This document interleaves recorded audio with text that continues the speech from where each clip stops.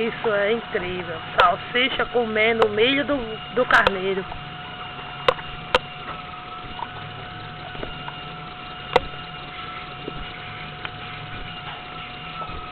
Senhor, era só o que faltava, viu?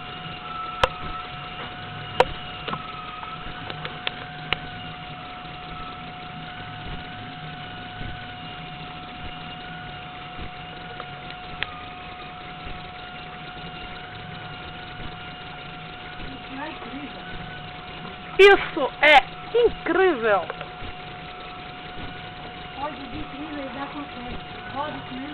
No quintal de sua casa, não perca.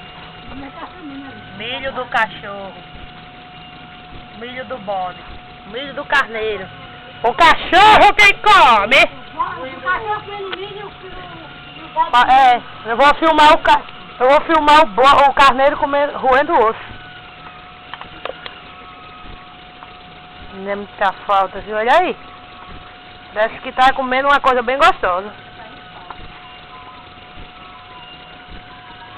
Esse cachorro, esses bichos daqui de casa.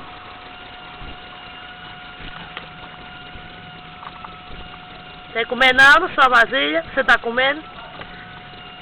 Hein? Cachorro.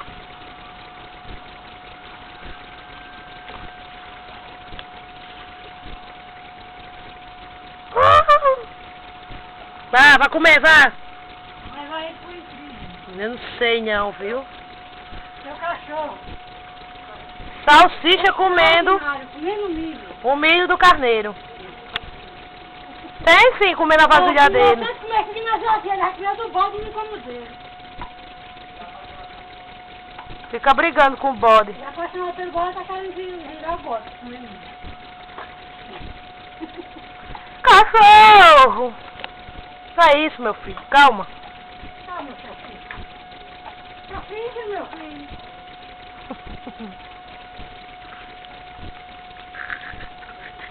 Lá vai ter o Silva de cigarro.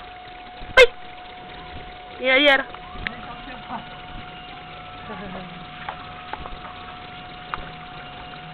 Tá bom, já apareceu demais. Agora eu vou desligar.